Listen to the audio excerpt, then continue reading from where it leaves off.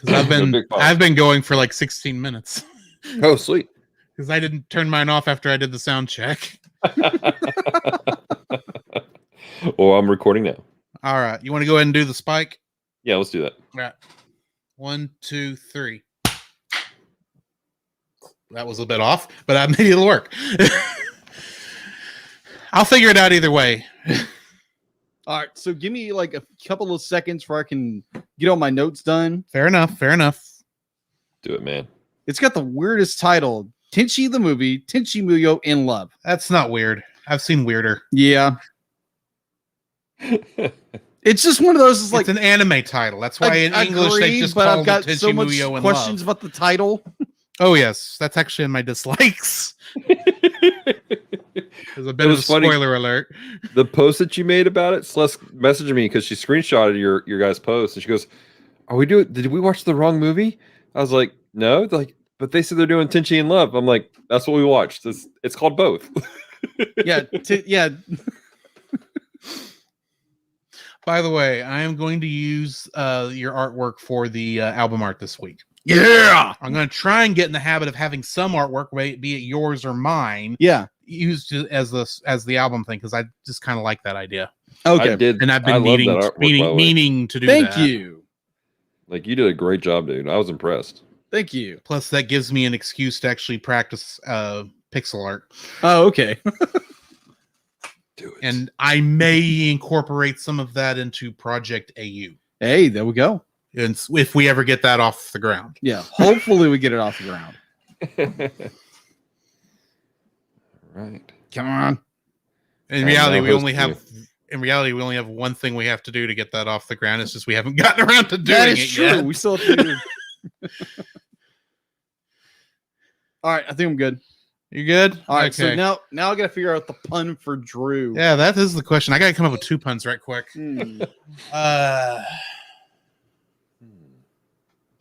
Okay, I think I got Jacob's. All right. If it's a cabot, I'm going to laugh. I'm not going to bring up the cabot for you. Celeste, can you grab Ryoki? That makes so much sense. It does. I got a story about Ryoki. What's throwing me off is I'm seeing it in here, but I'm not seeing Squidge. Squidge, yeah.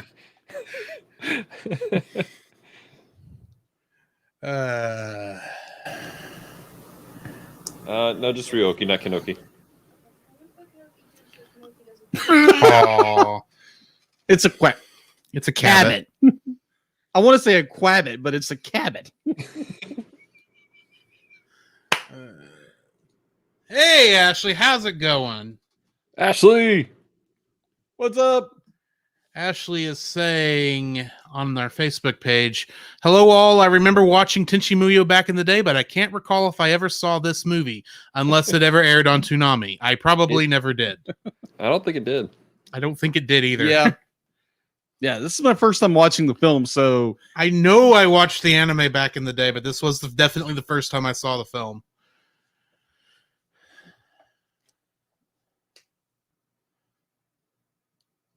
I've shared it out to all the places. Awesome sauce.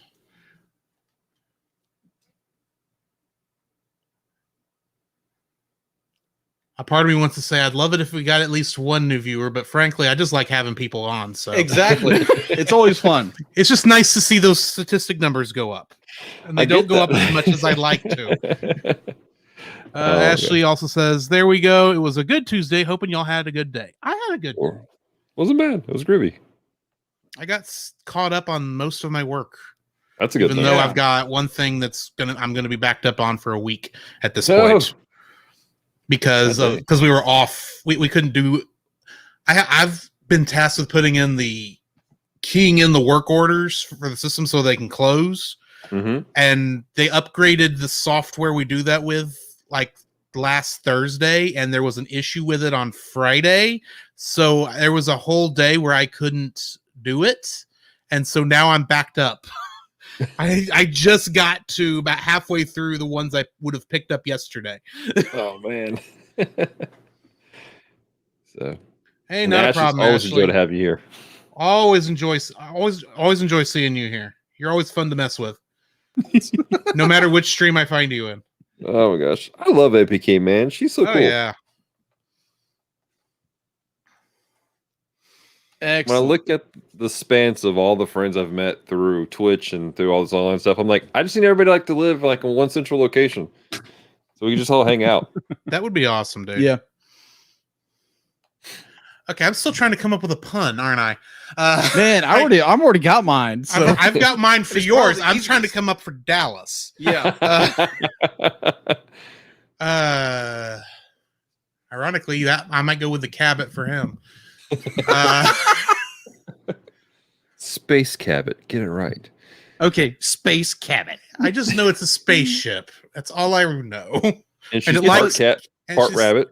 And there is a little girl form, I remember. Yes, That was there is. creepy. You want to talk about creepy?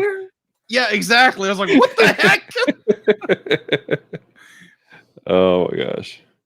Anime, right? Yeah, Technically, exactly. yes, that's the thing. Anime. Okay, I think I got one for both of y'all. Word. So, is everybody ready to start? One sec. Okay. Colorado is a faraway place, Ashley. You guys are far, far away in the land. I've Far, been far there away. though. All right. Let's do this. I actually got Ryoki in Colorado. Oh, really? You were bringing up the list of characters, so you'd remember them, weren't you? Exactly. No shame. No shame. Exactly. No shame at all. I have a talent for that reason. And Don't- plus don't I'm an worry, artist, once I gotta we- draw. Once we get to the notes, I'll be going, okay, I'll be keeping it right about here so I can read all their names. Now, Just in remember, case- this is an audio podcast. You're not publishing the video. Well, I mean, it's on YouTube. Well, it archives in all three places. So Yeah. no So one will everybody can ever go back and know. watch our goof ups. Yes.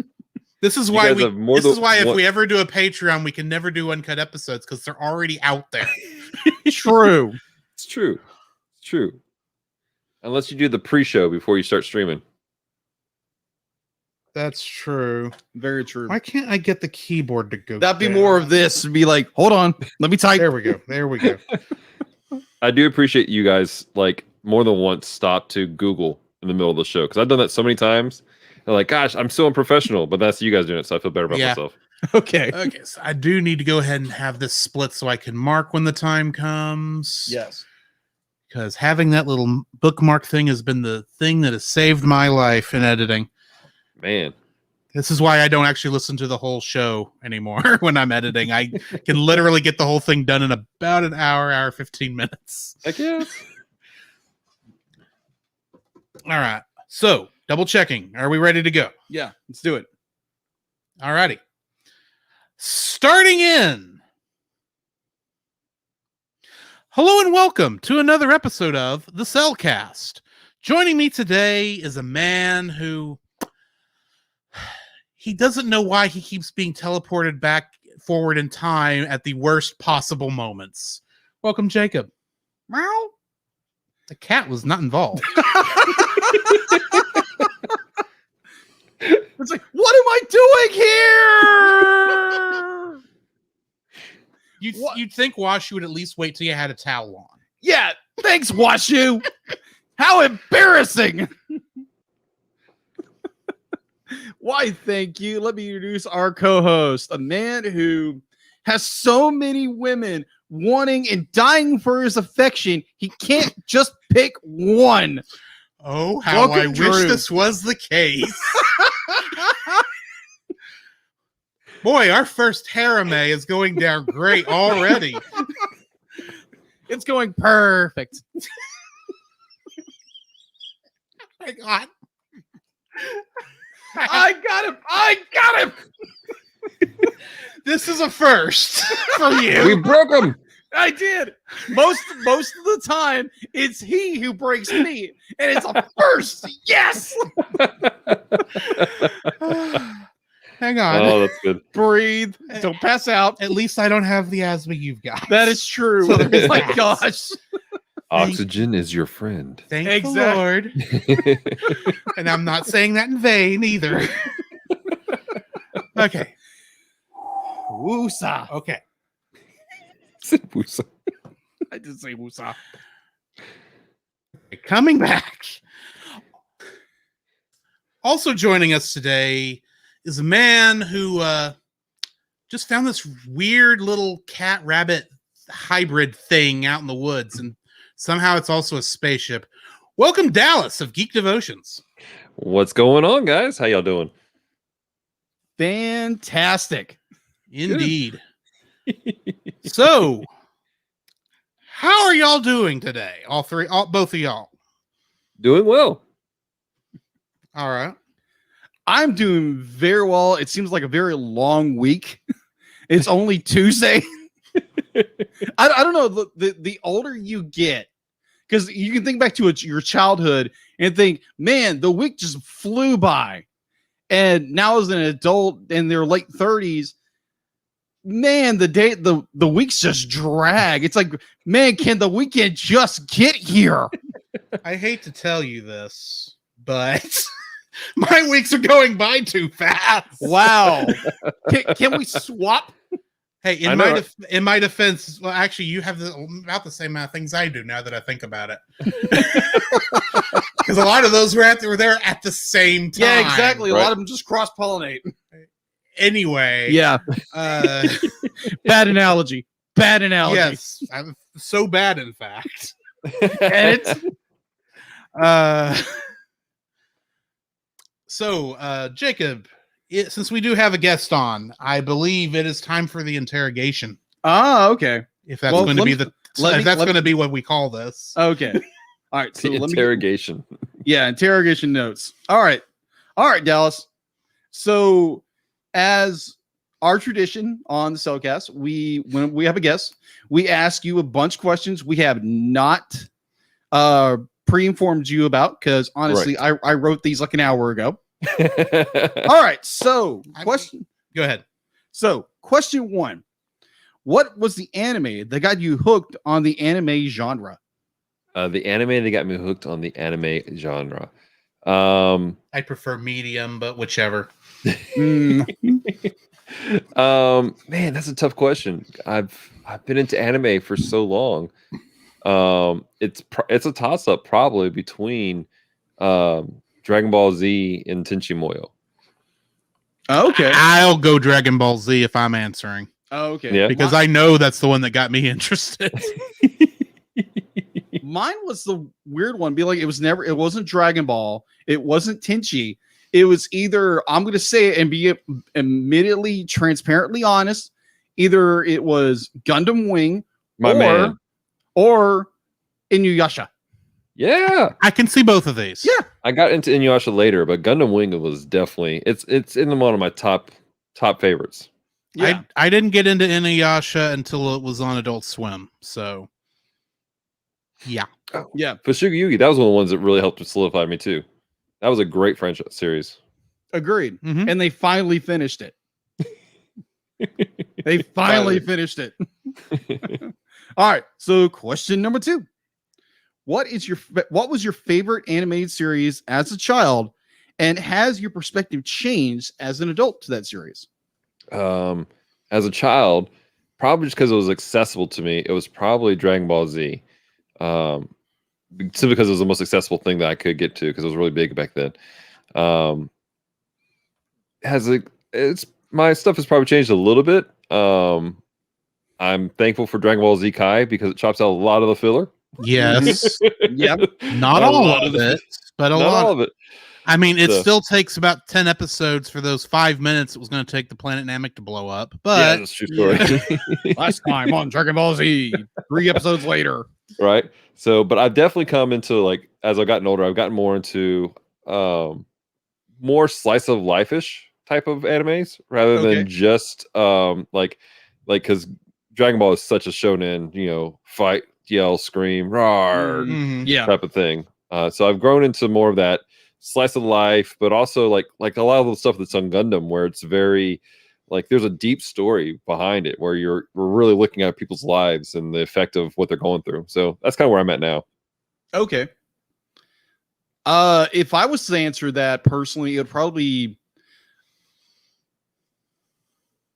if the anime that I enjoyed when I was younger would probably be Gundam Wing, and now as an adult, from that perspective, you get really annoyed with the pretty boy angle and like, he's got so much drama in his life. Oh my gosh, just get the Gundam and fight.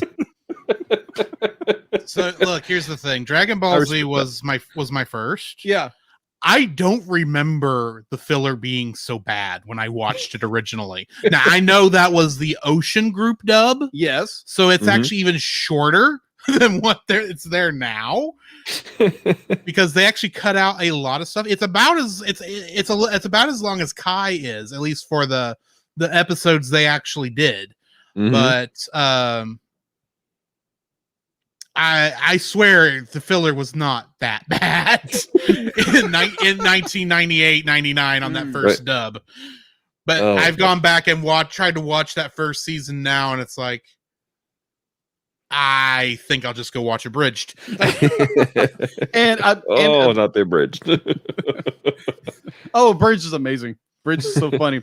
To follow up my point with that, the character Relina has a death wish. I'm just saying. Like the entire series, she is literally like, Hito, come and kill me. It's like, girl, you lost. You'll be like, have you been hit on the head too many times by a Gundam? It's like, what is your problem? You're not wrong. You're not wrong. Exactly. Thank you. But yeah, I definitely need to get caught up on Gundam. I've got the entire collection, dude. If you want to borrow, the whole thing is on Verve. Okay, well, never. But I may borrow it anyway because that will be a better signal. But even though it's DVD, better video quality. I got you. Absolutely. All right.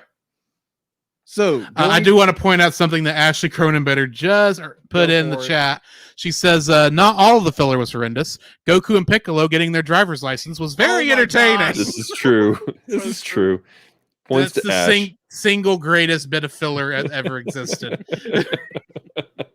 All based on a cover image on the manga. Oh my gosh. Anyway, all right. Continue. So, question number 3: what was the first animated movie you ever saw in theaters? Anime or animated? Either way. Oh, oof. That's a hard one. I want to say the first animated one I ever saw in theaters was a re-release of the Aristocats. Ooh. Okay. Yeah. And which I loved greatly. As far as the first anime that I've seen in theaters, don't shame me, but it was Pokemon, the first movie. No shame. No shame. we reviewed the movie. Yeah, that was my first one I saw in theaters. Got the little like metal Pokemon card that they were giving out while you're there, all that kind of stuff. There's no shame. I was at the first showing here in Jacksonville of Detective Pikachu. So there's no shame. How old were you when that movie came out? When the first Pokemon movie came out? I'm just asking. It was 99, so I was 15, I think. Okay. It's not too much worse than us. See, 99, I would have been. Actually, I think I would have been about 15. Yeah, so I was about 14, maybe 13. I think it's 13. Well, how old are you? Right now, I'm 35, and I turned 36 at the end of the year. Okay, yeah, you would have been 13, 14 years old. Yeah, and I still didn't have a way to go see it in a theater. I'd probably been like 16 years old. Right? Yeah. All right, so going back to the questions. See if I can get my notes pulled up. All right. All right. Hey, stop doing that. Bad. All right. Going back to the questions, I get distracted very easily. Our audience knows this. Really? I never would have guessed this. And I say that. All right. Name one animated series or movie OVA, only one, that you would not recommend to anyone. Would not recommend to anyone. Yes. Oh my gosh. There's a lot of terrible ones out there, guys. Tell me about it. Oh my gosh. Worst OAV. OVA rather. I would say man. This is a hard one.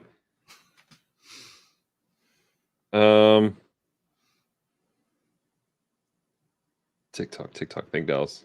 Oh yeah. There was one called Vampire Wars. I had heard about that one. I saw it on Sci-Fi Channel at 2:00 in the morning one day, and I regretted it.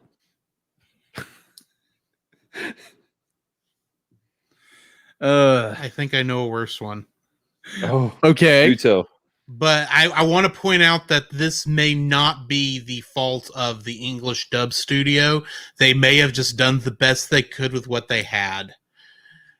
And that was the anime Bobo Bobo Bobo Bobo Bo. That is the name of it. What? It's stupid. Okay. It is a very stupid. But I watched 15 episodes of it. Why did you watch it? It was like a train wreck. You They don't couldn't want to turn stare, away. but you can't really look away. And the minute you do, you're going to go, what did I just watch? Nobody knows. The trouble I've seen.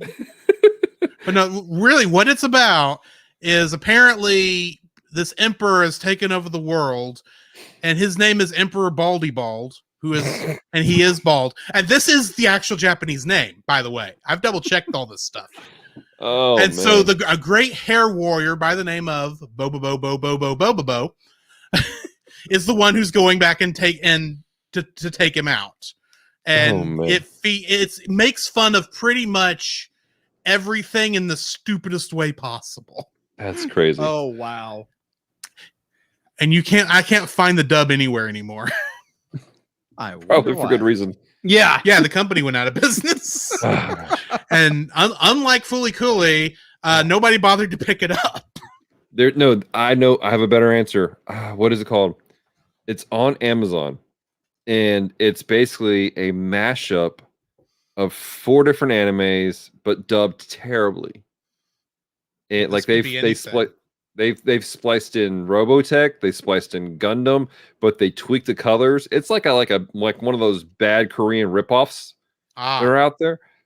Oh my gosh, I gotta figure out what it is, but it's a terrible anime series. It's on there.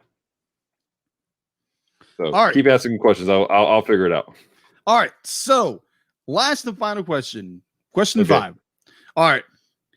If you could pick one biblical character or event in the Bible to be faithfully adapted into an anime, which would it be, and what animation studio would produce the series or movie? Oh man. That's oof. Because here's the deal. There are whole mangas that tell Bible stories. They call the Manga Bible. It's a great series. And so I've seen some of these played out, and they're done. Most of the ones I have are Old Testament, and the guy who did it was a super, like, a lot of his art style is kind of an homage to Osamu Tezuka, which is he's like the godfather of anime. Okay, yeah. And love is like Astro Boy, and all those were Osamu Tezuka. And so this guy did a lot of homages to Tezuka. But I would like to see the story where Mary's telling Joseph about what's happening, about the fact that she's pregnant. That would be good, actually. That would be interesting to see, no matter what format we're talking about. That's true. But be done by the same cats who did Fruits Basket. Oh, okay. Which is like the original Fruits Basket, not the new one, which is super clean. The original one was like, it's very wavy lines and it's humorous, the art style. And it's still really adorable, but there's a lot of humor involved in it also. Okay. And Celeste was telling me about it, and it's a really cool series actually, and the story behind the artist is also really interesting. We'll get into that later though, if you want to. Excellent. Well, thank you. I think you passed. Woohoo! Wait, we were grading? No, we weren't. I didn't think we were. No, you failed miserably. No, not again. It's really sad your brother did better than him. Oh man. Oh my goodness. Well, in Jim's defense, he doesn't watch anime, so That's fair. That's yeah, fair. he was just like lost the. Like, admittedly, what? on his episodes, we didn't even talk about anime. No, we didn't.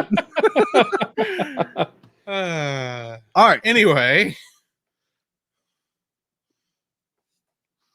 I guess that brings us into what we've been watching. So, Yes. Dallas, since you're our guest, you get to start this.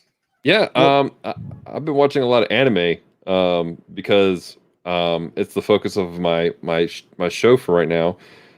So we watched a lot of stuff. I recently watched a really great anime movie. It was Lupin the Third, the First. I've been And meaning to watch that one, actually. yeah, or Lupin. I'm sorry, that's how they pronounce it. Lupin is a Yes, that is the legal way they're allowed to pronounce it. right, because French and Well, and technically, they can't legally say the actual French word because of copyright issues yeah, that's with the LeBlanc estate. right, exactly. And so, but Lupin the Third, the First, is kind of a homage to the whole franchise of Lupin, or Lupin rather, and it takes place 10 years after World War II. So it's taking place in that time frame, and it's a 3D animation, which I'm sketchy on when you take anime and you make it 3D. But they did a really great job. And again, what I loved about it was one big homage to the entire franchise and to the creator, whose pen name is Punch Monkey. Or And Monkey so- Punch. Monkey Punch, yeah. But I liked it. I really enjoyed that. That was really a cool anime to watch them animate it. I've watched some Lupin over the years. And I'm a big fan of when you do that, when you pay an homage to the original creators and the original stuff like that. And it was just really beautifully done. It was a good story. Like, it's not going to win Academy Award or anything like that, but it was a good story that you were entertained with. So I watched that recently. We've been watching. Celeste, I've been watching this series on HBO Max called The Prodigal Son, and nothing biblical about it. Okay. It's a Fox series, and I don't know if it's still playing on Fox, but it's about this guy who is a profiler, and his father was one of the world's worst serial killers, and he actually was the one who had to turn in his father, and so it follows him kind of processing all the emotions of that, and also dealing with life at the same time. And it's really, really interesting and intriguing. I've seen previews to this. It looks really good. It is. It's really good. And it's actually relatively clean, which I appreciate. Did you guys ever watch Fringe? Yes. A little bit. I watched the whole thing. It gives me... I'll admit, I watched it because I wanted to see if this J.J. Abrams guy could actually make Star Trek. I get that. Prodigal Son gives me real Fringe vibes, like at least for season 1 Fringe, where there's always this air of mystery of what's going on. So that's what I've been watching. All right. Jacob? All right. So I finished up, I want to see episode 4, but Harry Potter and Prisoner of Azkaban the other day because I got the whole series on Blu-ray. Nice. The whole franchise on Blu-ray with a slew of other films I have never seen before. So I'm going to start unpacking that, including Firefly. I've never seen the series. Oh, wow. And believe me, like most of my friends are brown. What is it? Brown coats? Brown coats is the term. Yeah, brown coats. Just I am not one of them, to but death. yes, I know brown coats is the term. Yeah, I've yet to actually finish it. Oh, really? I've got it over here. I just have only watched about half of it. So you've watched 5 episodes. Yeah. See, it sounded better when I said half. Oh my gosh. Thank you, Fox. Disney needs to fix that problem. Agreed. Somehow. They'll screw it up, but they need to at least try. Right. So, Jake, have you started Firefly, or is it you're about to start Firefly? I've seen a few episodes here and there, but I need to just watch the entire thing because oddly enough, I saw Serenity before I watched. I think I saw like one of the first episodes, and I saw Serenity, and everyone was like, "What? Like, wait, you saw like the death of this character?" It's like, how dare you? This is blasphemy. No shame. I did the same thing, bro. I didn't even know Firefly existed until I saw Serenity. Yeah, because I started seeing commercials for this and thought, "Yeah, this looks kind of like an interesting movie. I think I want to give this a shot." You get in, it's like all these people. You're supposed to know who all these people are. I'm going, I have no idea what's going on. And then that says, "Oh, based on a TV show." Well, Sounds like I wish I'd have known that. Sounds like another movie we might talk about later. Yes. Yeah.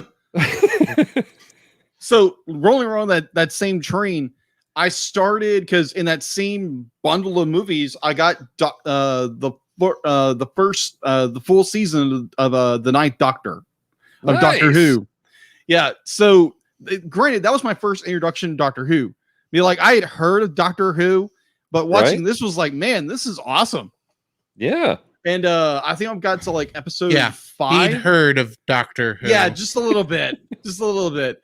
And I think I watched. That's just the closest thing I can get a hold of. I've also got a TARDIS USB port over there. Yeah. I've got a TARDIS bookcase way over there. Half the Christmas tree ornaments on my tree that aren't. I actually did finally take down. Are oh, you got jelly babies? Nice. I actually have a weeping angel for my Christmas tree topper. Wow. Nice. So what do you call it? Oh, I'll be like, so you're a Whovian. Whovian is the term. Okay. I want to get these terms right because believe me, be like, oh my gosh, you called a brown coat, a something else. How dare you? Because some people will do that. It's like, oh my gosh, be like, you insulted brown coats. You will never have to worry about this from me. I already fixed your only faux pas so far. Yeah, I'm not a checker. Go listen to that first episode of Lower Decks. Yes. We reviewed. Oh my gosh. And see how many times he says Star Trek. Anyways, so I got through like episode 5, and granted that was my first real exposure to Doctor Who, and I got through Tennant and Smith, and I just dropped up after that when the Capaldi, I think his name is Capaldi. Yeah, Capaldi. I was just like, I just didn't like the writing. And that is where Stephen Moffat was getting a little dry. Yeah. Mm-hmm. And I can't get into the newest one. Yeah. The female doctor. It has nothing to do with the actress. It's just I cannot get into the show. I couldn't get into the script of her stuff. I liked Capaldi because he reminded me of the original Doctors more. And I'm a fan of classic Who. There's a lot of Capaldi episodes that's like, these are some of the best episodes of Doctor Who I've seen. Mm-hmm. But it's intermixed with some of the worst episodes of Doctor Who I've seen. It happens. At least the sets don't fall down. Plus, you can't get any cooler than riding in on a tank while wearing Sonic sunglasses while strumming along on a guitar in the middle of medieval Europe. This happened, and it was hilarious and it made perfect sense at the time. It was a fantastic moment. If I had dog ears, I'd be like, huh? I will send you, I'll find the name of that episode and show it to you. Oh, okay. I got you. So I was working through that and then having to review the movie we're reviewing tonight. And Drew allowed me to borrow his box set, which has all 3 movies in there. All 3 movies. So I made the error of thinking, so it's Tenchi Muyo in Love, Tenchi Muyo 2, and then Tenchi Muyo Daughter of Darkness. So I watched Tenchi Muyo 2 thinking, okay, that's a sequel to it or something like that. Nope. That would make sense to me. Like, that was the most weirdest movie I have ever watched. It's drags. It's like, okay. Oh, okay. You're going there. Oh, okay. Why is this more realistic than anything else? He's saying that's the weirdest movie he's ever watched because he's not watched this one yet. Paprika. Woo! Maybe. I wouldn't say it's the weirdest. It was more. It was more. Schedule, by the It way. was. It was strange. It was odd. It was. Oh, okay. You're going there in this anime. Oh, okay. Whoa. Okay. You're showing that in this anime. Okay. And it's just. It's. I haven't watched the other two movies. It's yet. kind of boring. And then I finally got around to watching Daughter of Darkness. That was fairly good, except for the how do you just put it on a family friendly show? Let's not. Yeah, let's not. We got too close with your name. Yeah, Oof. agreed. Anyway, anything Yeah. else? No, actually. I don't have as much as you've got, but I have a couple things. At Dallas's suggestion over on his Anime April over there at Geek Devotions, I tried a new show on Netflix called The Way of the House Husband. Yes. I watched all 5 episodes in one night. And it was one of those where it's like, I just couldn't stop. It was, I had to stop. I actually had to pause the thing about 2 or 3 times to stop laughing. And knowing I was going to have to hit play and go and see something else absolutely ridiculous, but yet totally makes sense. Oh my god, It makes sense, man. I love that show so much. Though strangely, one of my favorite moments is it's that second cat segment in the second episode where the cat decides it needs to go to the restroom and the other cat's trying to say you can't go here, and every time it's like I'm going to poop. I'm going to poop. And it says, you can't do that here. It's like, you need to go elsewhere. You need to get. So I see what you're saying, but I'm going to poop. And finally, the cat throws him into the litter box and says, if you don't poop go ahead and poop in here. If you go out there, they're going to blame me. It's like, it has nothing to do with anything. And yet I thought it was hilarious. Oh my gosh. It's so great, man. That is a great show. If you have not watched The Way of the House Husband yet, you need to. It is funny as all get out. Of course, I also watched the latest episode of Falcon and the Winter Soldier. Yes, very good. It was better than I think the last couple episodes were for me, because I don't know what it was, but all that stuff happening over in fake country, name I can't remember, which makes me a horrible Marvel fan. All the stuff with Zemo just was not that interesting to me. Yeah, I know that sounds weird. It's just I couldn't get into it.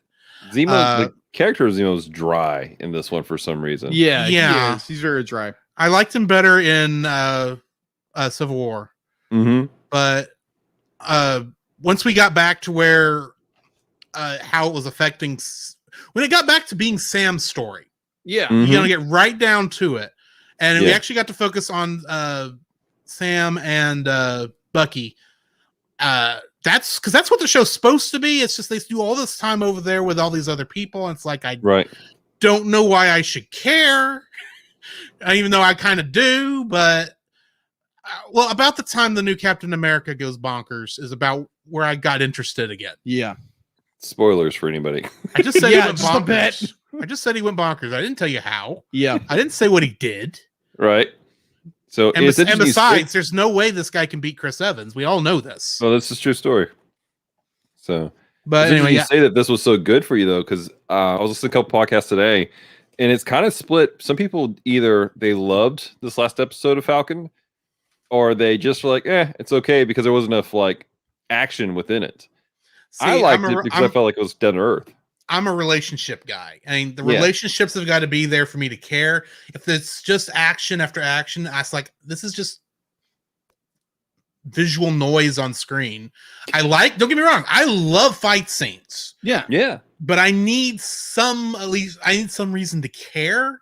It's one of the reasons I know we haven't talked on the show any about Kong versus Godzilla or Godzilla versus Kong, but it's one of the reasons I like this because I actually felt for Kong throughout the entire movie.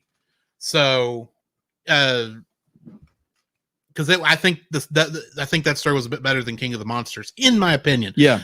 All that's beside the point. I've tried a couple other shows, but I don't want to bring them up here because I don't really know if I like them or not. So, and I can't remember the names.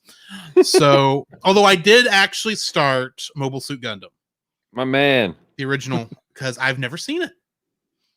I don't know why I missed it. Are you watching the series? Let me rephrase. I think I saw an episode once because the animation style on the I can't think of the villains' mobile suits. I keep want to call them Zuko. That's not what they're called. Zaku's. Yeah. The animation on the Zaku's in one scene, it's like, okay, I remember this art. Right. I know that doesn't make sense, but I remember this art. I don't remember what was going on at the time, but I remember this art. So I think I may have seen the original one time, but I think that was when I was in a hotel in Dallas, Texas once. Right. And only saw maybe a couple episodes and just not enough to get into it. Yeah. But now, are you watching the actual series or are you watching the series? Okay, so not the movies that break down the series. Right.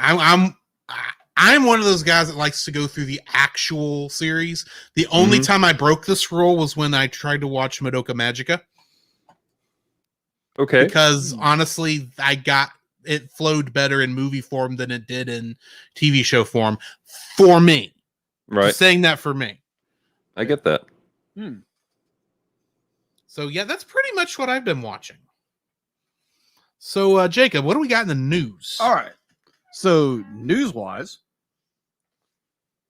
Sony Pictures Animation has tapped 3 directors to take over the adventures of Miles Morales and the Spidey Squad for the highly anticipated sequel to the Oscar-winning animated feature Spider-Man Into the Spider-Verse, slated for October 7th, 2021. It does go in detail of who the directors Hang on, that movie's coming out on October 7th this year? 22. Okay, that makes more sense. Yeah. I was like, how can you produce that with 3 new directors? Yeah. I'm already worried since they had to rehire directors. I'm wondering how many writers this thing has now. Yeah. I want this to be good because I absolutely love the first one. Yeah. Right. If you couldn't tell from our review. No, of course not. Minus he forgot to tell me one little thing about that movie. I admitted to that. I know. I'm just joking. I am just joking. It's why I do a much better job of trying to catch it now. Yes. What you're referring to is that I have Tourette's disorder, as most people know, and you get epilepsy from time to time. Yeah, whenever I get strobe lights. Yes. In fact, I had to warn you about this movie. Yes, because I wasn't sure, but it was close. It was pretty close. So yeah, I think it was like the first scene. We're sitting there, and I'm like watching the movie, like really beautiful, and it's just strobing like crazy. I'm like, yeah, during those logos, and the logos, and it never occurred to me that you had epilepsy, even though we saw Incredibles 2 together like 6 months prior to this. Yeah, and I already knew, and I knew you had it. It just didn't occur to me you had it. Yes. But there again, I say that more out of just joking, and I'd be like, Drew has been a really good friend when it comes to like, hey, you don't want to watch this. Hey, this is coming up in this movie, so be prepared for it. It's just me being a good friend. Exactly. Because if I know I watched it before you did, I want to at least give you a heads up. Yeah, that's fair. All right, so going back into the news. All right, The Mitchells versus the Machines is coming only to Netflix on April 30th, 2021, in which I think we're going to do a reaction to. Huh? Yeah. I said it's 10 days from now. Yeah, when we're recording. Okay. And yeah, I think we are talking about doing a reaction to that one because that looks funny. It does. I'm kind of surprised it's going straight to Netflix. I would have assumed it would, just from what I've seen, it looks like it should have passed the marks to go to theaters, but I guess not. I guess not. Well, it was probably due to COVID and all that Well, stuff. yeah, I mean, I know that makes it harder to get stuff in a theater, but I thought this was the way from what the trailer I saw, this looked like it would have been like, well, it looks like it would be better than The Croods 2. Okay. I haven't seen The Croods, so yeah, we're going to eventually do that. I'm surprised there's a sequel. That's my feelings. Oh, burn. Well, don't need to do that episode anymore. We'll still do it. We still need to do movies we hate. Yes, we do. We already do. All right. So in the final bit of news, and this is something that probably anime fans have been longing for nearly 30 years. And if you are an anime fan, you probably know what I'm referring to. Big West and Studio Null have acknowledged that Harmony Gold Macro's license ended decades of legal disputes, allowing for international release of the multi Macross anime, as well as the animation release of upcoming Robotech movies.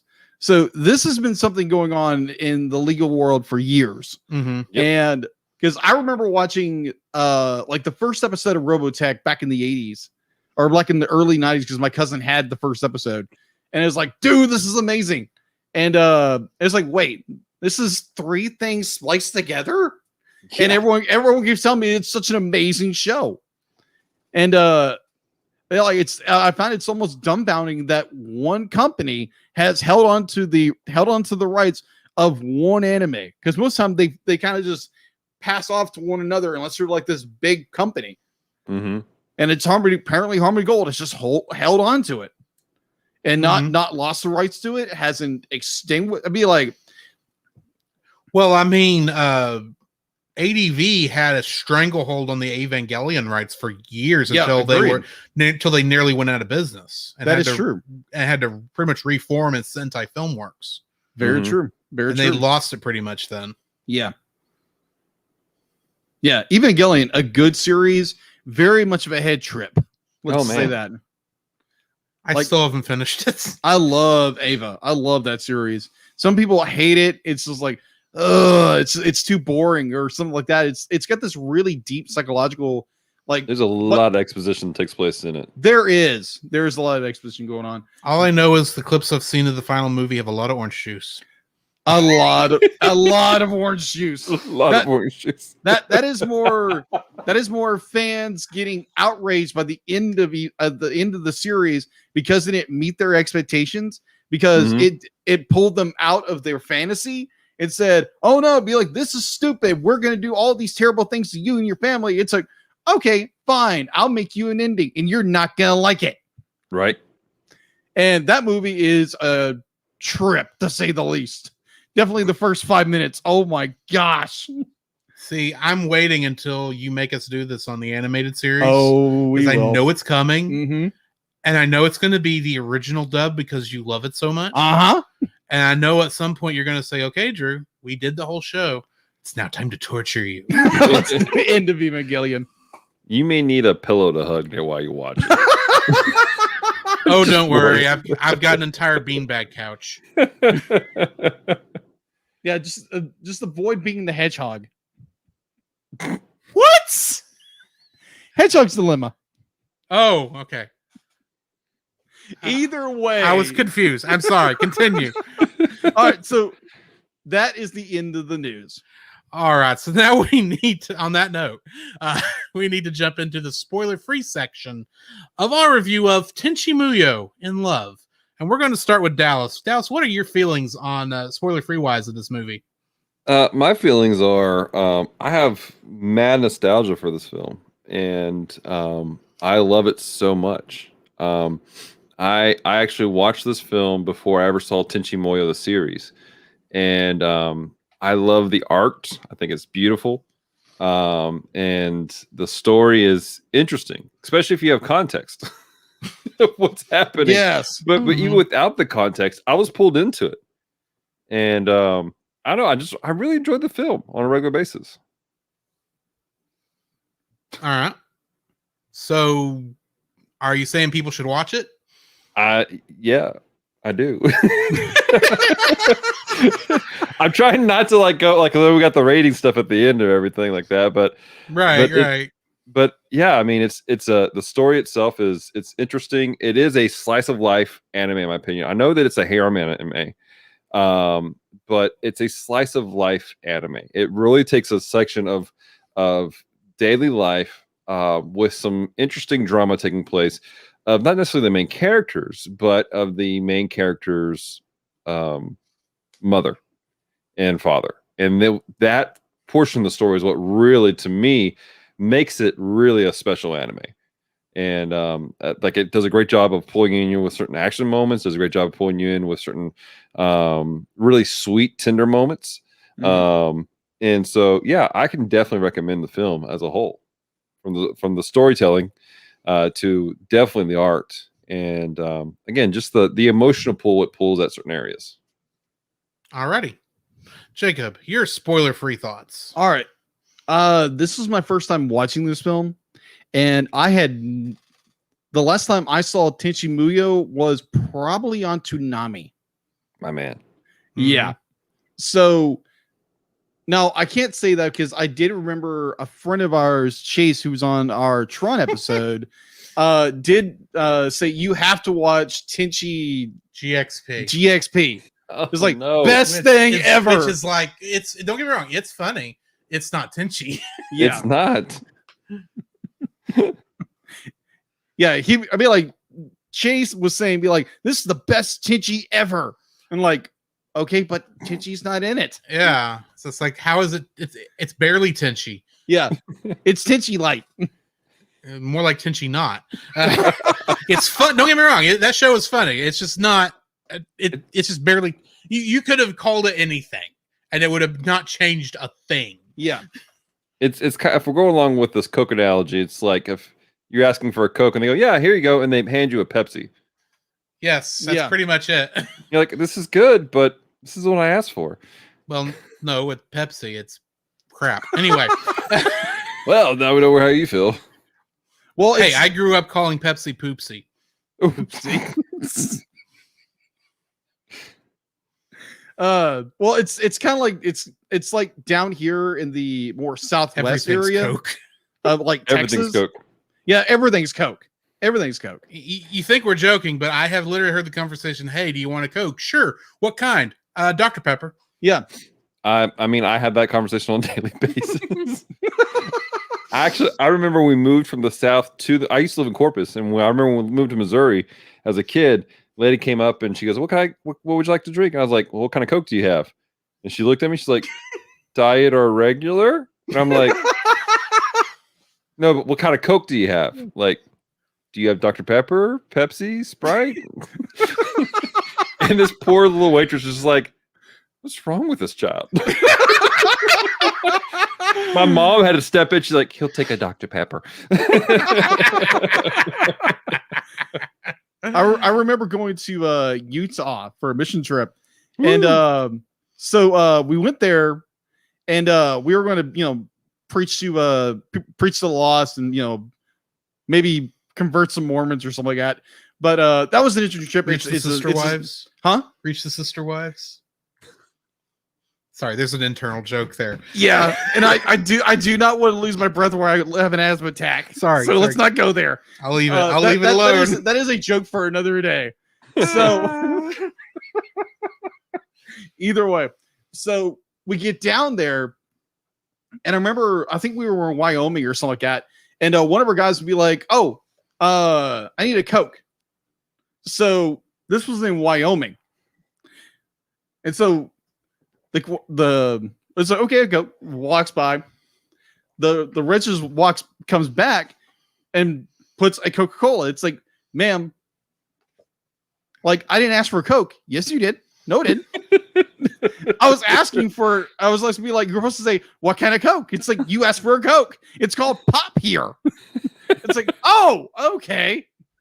Well, what kind of pop do I want? I don't know if I trust a place that calls it pop. I can understand soda, and I can understand soft drink you want. Yeah, pop on the other hand just does not sound right to me. Yeah, California is the exact same thing. Well, it's California. Yeah. What kind of pop do you want? It's like popcorn.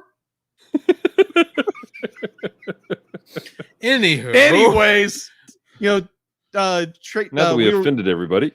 yes, we have. Now that we chased this Cabot. Yeah. Either way, I enjoyed the movie. Now, if you have no real context of the Tenchi universe and going into this movie completely blind, you are going to be seriously lost for like probably most of the film until you realize, oh, this is who this is. This is the crazy girl. This is a crazy woman. This is the princess. This Wait, is which one's the crazy one? I was really just about to say. I'm assuming he means Washu. Yeah, Washu. But I only Ryoko. The only reason I could guess Washu is because I've known this guy for 3 years now. I know the way he thinks.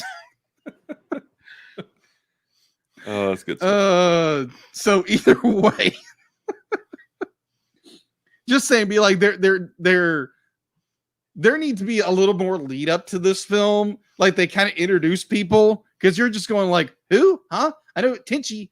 I think I know who this is. Oh yeah, that's the princess. Who are these people? But either way, I enjoyed it. I enjoyed the film. I do have a few issues with the film, and we'll get there in my dislikes. But overall, I thought it was a fairly decent film. The ending was very good. The time travel was kind of problematic in some cases. But overall, I thought we may have a disagreement on our hands. Yeah, maybe, just maybe.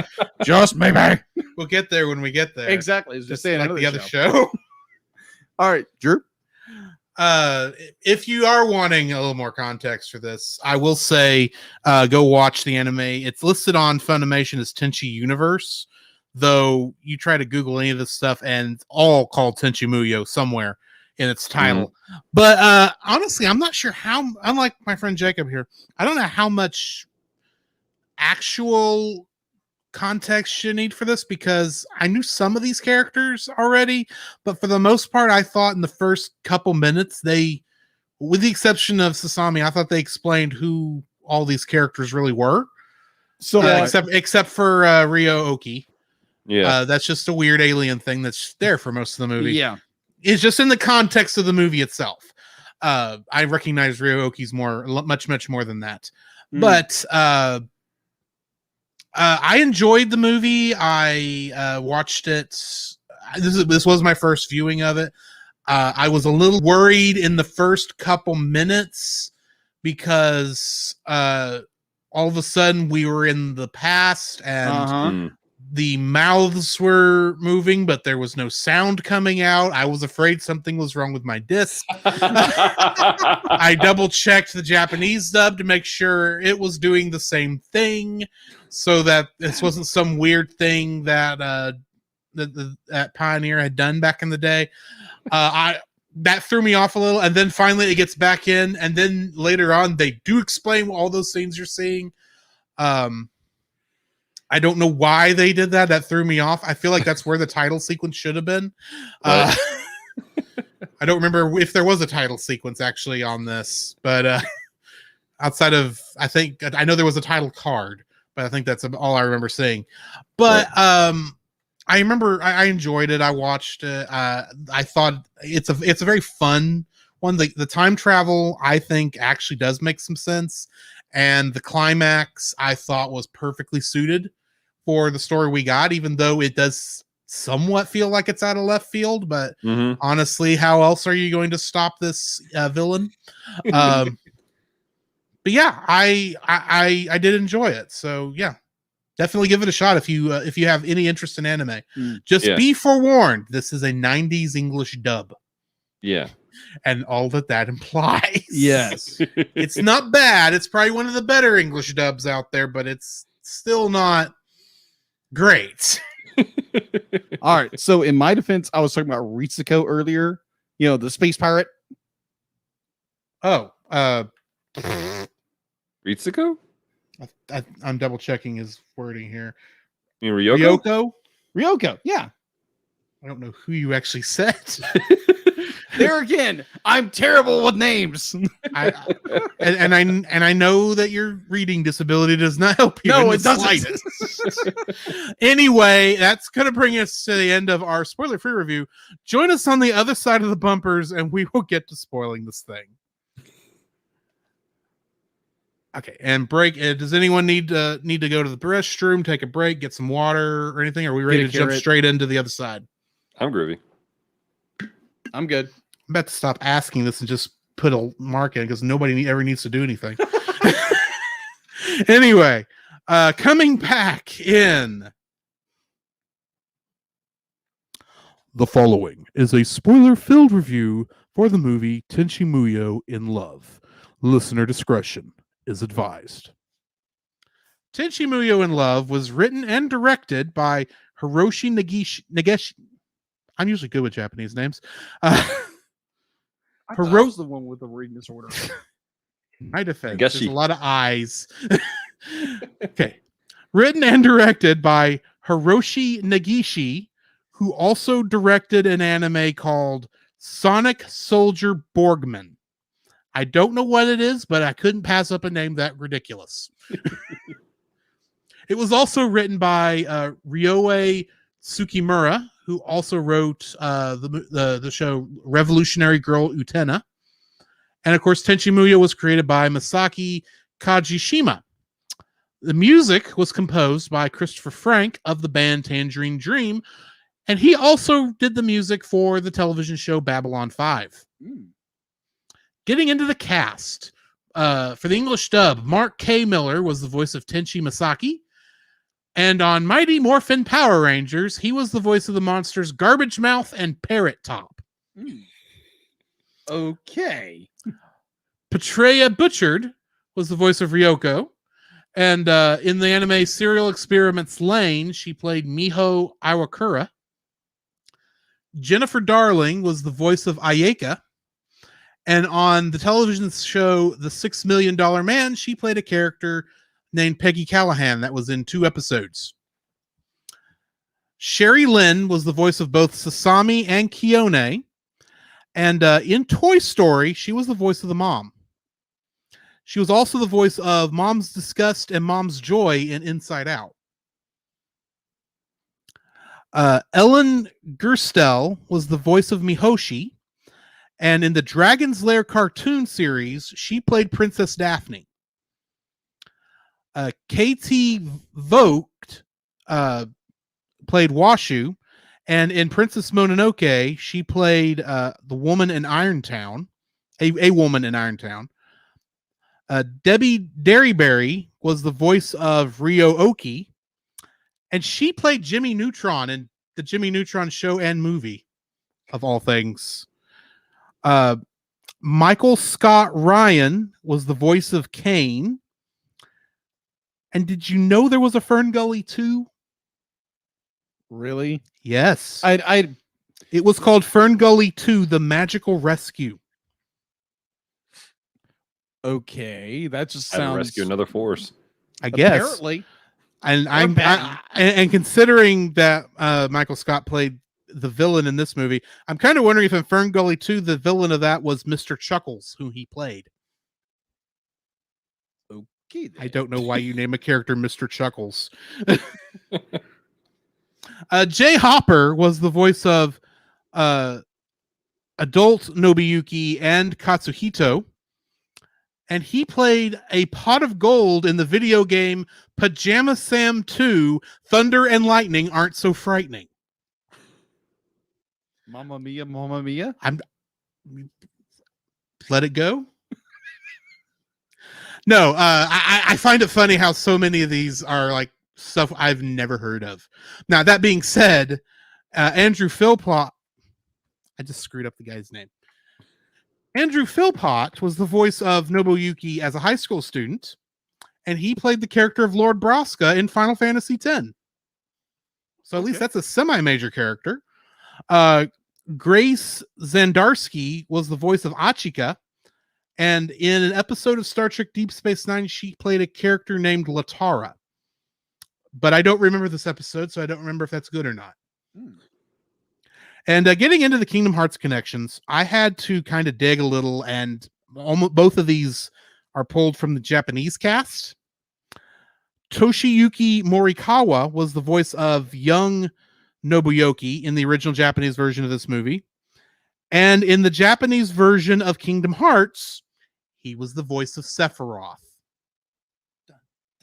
Such a weird difference there. Yeah. But then he's also the voice of Snow White's prince in Birth by Sleep. Okay, then. Yuko Mizutani, who was the voice of Mahoshi in the Japanese version, was also the voice of Queen Minnie in Kingdom Hearts. And that brings me to the end of the Kingdom Hearts connections. Jacob, what do we got in info and stuff? All right. So info and stuff. You are able to watch this currently on Funimation with their Premiere subscription. Mm-hmm. And I think it's also also on a Crunchyroll? Don't quote me. Okay. Do not quote me on that. Okay. Either way. You can't watch it on Funimation with their Premiere subscription. On IMDb, it has So close. Yes, IMDb. Thank you. I said it too fast. On IMDb, it has a 7 out of 10. On Rotten Tomatoes, it has a score of 89%. Production was by Anime International Company and Pioneer LDC, who later became Geneon, who later got bought out by Universal. That is true. No wonder Universal was part of it. Yeah. Now I know, and knowing's half the battle. G.I. Joe. Tenchi Muyo. Even better. All right, so it's distributed by Toei Company, and in the US, it was distributed by Universal and Funimation Entertainment. Is now anyway. Yeah, it is now anyway. Its release date was April 20th, 1996. And other than that, I can't find a thing on this thing. Like no budget, no theater releases, nothing. All I know, it's got 2 additional movies and a dozen or so series and OVAs. The legacy on Tenchi Muyo is absolutely ridiculous. How much there is. Yeah, there's the original Tenchi Muyo, mm-hmm. which was an OVA. Yeah, and then it's actually released now here in America as Tenchi Muyo Ryo Oki. Yes, that's not confusing at all. Oh, trust me, I went down this confusion thing about 3 or 4 years ago, and I was going to go through this originally. Oh, okay. And then never did because I got confused. Right. And just said, this is not worth it. I think it's because like some people don't understand what OVAR is. Right? Yeah. And so they're like, oh, we'll just do this. Yeah, it's true. It's like, just call it a miniseries or a made for TV movie, depending on how long it is. Yeah. So funny story. Couple of years ago, my brother and sister-in-law were told, "Oh, you need to watch Tenchi Muyo." So a friend of theirs had given them the first season. Didn't tell them it was the unedited OVA. Oh wow. Yeah, so they're watching this and it's like, "Oh my gosh, Turtle, what are you thinking?" It's like, "Oh, this is cool. Oh my gosh." I feel like I'm now on the FBI wanted list here. Anyways, I want to put a point of clarification in there because a lot of times when you're talking about anime series this old, they like to recompose the music. Mm-hmm. This is, even though I listed an American as the film's composer, he's not the composer for the English version. He's the film composer for the film, period. So don't get that confused.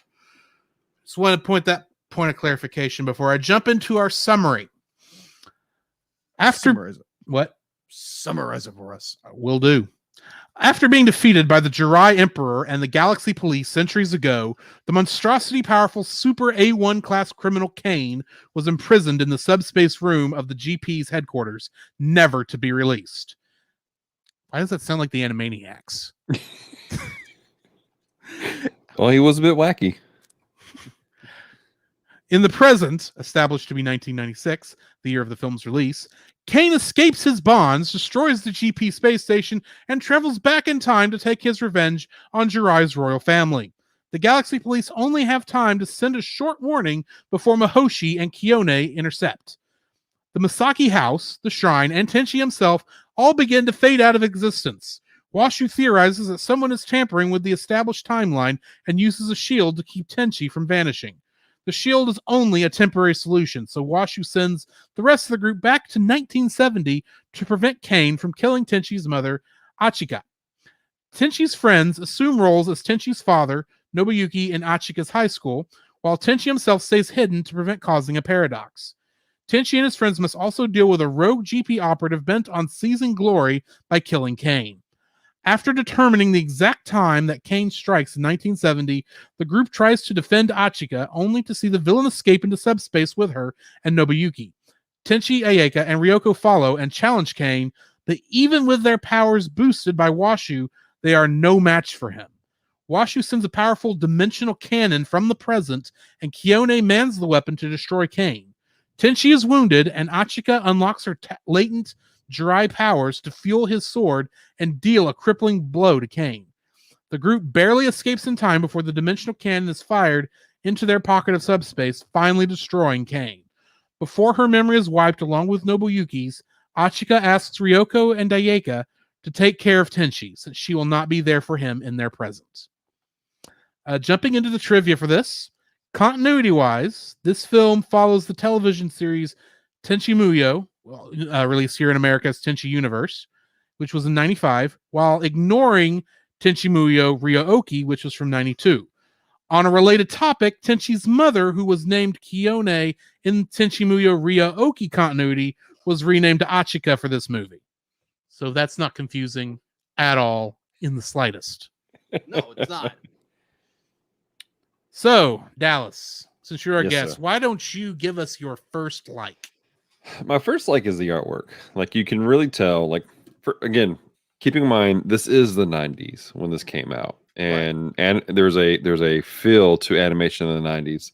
Mm-hmm. You can tell they put a lot of effort and work into the art of this film. Like they're like, this is going to be cinematic. The way that colors just popped. Even like at the beginning where you see Kane breaking out of the subspace prison and you got these flashing lights everywhere. I mean, it like honestly, it kind of gave me vibes from like Alien, like the original Alien movie. Okay. I can see that. Like just like and honestly, like that's the first thing I saw. Again, remember, this is my introduction to Tenchi Muyo. And so just picture me 15 years old, 2:00 in the morning, pitch black room, and then just that red light on my screen. Mm-hmm. I'm like, what is happening? See, my thought when I saw that was, oh great, Hal's in this. From 2001 A Space I Odyssey. can't do that. There you go. Dave. I'm sorry, Tenchi, I can't do that. Right. But all the way through, there was so much care put into the actual art of the movie. Again, American dubbing, it's a thing. But as far as the art style of everything, it was gorgeous. I think it was beautiful all the way through, especially with it being dated there in the 90s. Now, watching it again, now I didn't have the beautiful Blu-ray that you have. I have a DVD that was released 100 years ago. That's what I watched it on. So I don't know if they cleaned it up for the Blu-ray. You had to tell me. But you can see the grain, which I mean that's kind of there. It's baked in, but it was beautiful all the way. You get the grain in this also. Mm-hmm. I haven't seen the DVD release, so I don't know, but you generally between a DVD and a Blu-ray of the anime of this era, the backlotting for the effects is generally brighter. I don't know why that is, other than maybe it's another pass where maybe they had to use a brighter light for the higher resolution or something, but that's just how it is. Man, I'll try to track that down because, again, I already think this is beautiful enough on its own, just the way that the art works out. And I'm actually a fan of seeing grain in a film. I think that it gives texture, literally gives texture to what you're watching. And I think it can actually enhance a film at times. So the art is kind of one of those top level things for me. It actually influenced me a lot with some of my own personal art as a kid, with the way that I drew stuff. So just a note on that on film grain. I don't mind film grain, but I want it to be consistent.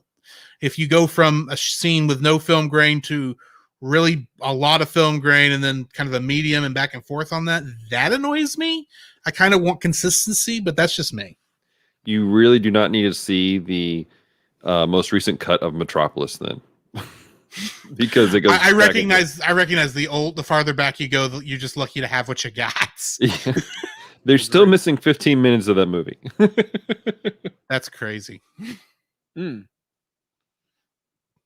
But of course, we're also missing 2 whole seasons of Doctor Who that we only have on audio. Yeah, so that's true. yeah.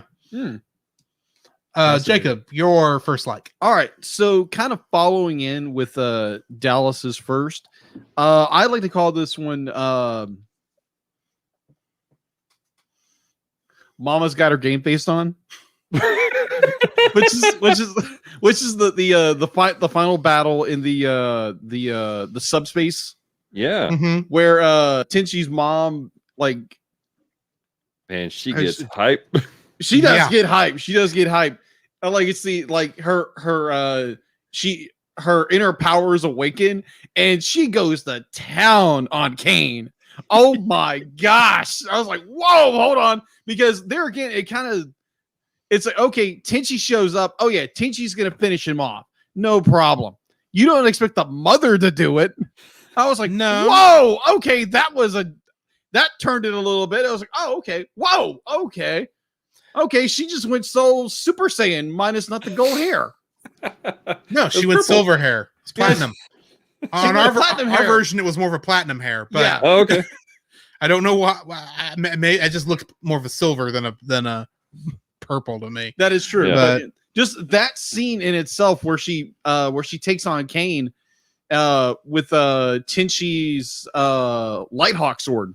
I'm glad you looked up the name of that thing. I remember Lighthawk sword. I was just going to say lightsaber. That's kind of what it is.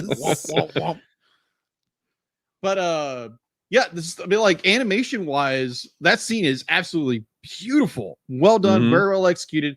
The animation throughout the entire movie, even during some of the comedic bits, like during the train scene, that is hilariously good. I do have little problems with the dub and the lip sync, but other than that, it is just, animation in this movie is great. Definitely at the very end, where Tenchi's mom just brings it, and I just love that. It was so good. So hopping off of your first like there with the action-packed scenes, I'm going to have to go with my first one, which is, this has got to be the most action-packed harem I have ever seen. Agreed. I know. See, here's the thing. This has been, Tenchi Muyo is probably been the first harem anime I probably ever watched, because it was before I knew that was a thing. And I knew there had to have been a reason I liked the show back in the day, but I couldn't remember what it was, 20 years later, ish, until we get to those last couple scenes, and it's like, dude, this is not what usually goes on in these things. I think the only thing that ever got this close was a Negima, and and that's just Harry Potter the anime, True, with kissing. True. But I like the fact that this feel like it's got stuff there for both the boys and girls in the room, because I love the relationship, I love the action, I love the fact that we get a transformation scene I didn't know was coming. Yeah, and even though I don't know a whole lot about Japanese culture, I have to admit she looked good in the full samurai-esque outfit. Right. Yeah, the kimono style. Yeah, I'm sure that has a different name than I said, but anyway. But yeah, I thought that whole aspect was cool, and I like the fact that Tenchi, he makes the sword into pretty much a little dagger in this. She's got the full-on Cloudbuster sword going on. Yeah, pretty much. I mean, it's like, wait a minute, you hurt my son, you die. No, let me rephrase. It wasn't Cloudbuster sword, it was Masamune. Yeah, it was Sephiroth's sword. Because it's about that long. Yeah, that's it, man. I halfway kept expecting to hear Sephiroth's theme during it. It's like, bring it, mama, bring it. Dude, I need to make that AMV. Anyway, I would watch that. It wouldn't be that long. No, it wouldn't. But I mean, yeah, I love the fact that we get an action-packed scene in something that's supposed to be mostly, because it's a harem anime, it's supposed to be with a name like Tenchi Muyo in Love, which I'm going to get to my question on that and the dislikes. I still I was not expecting the epic fight scene that this ends on.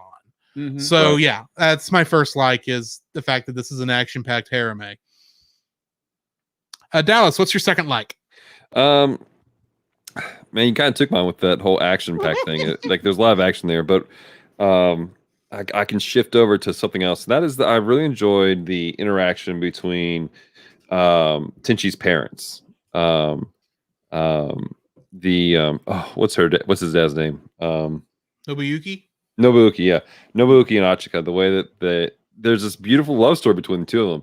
And it's cute. It's adorable, watching them flirt a little bit. When they're in the park and he's on with his the 8mm camera. Mm-hmm. Yeah.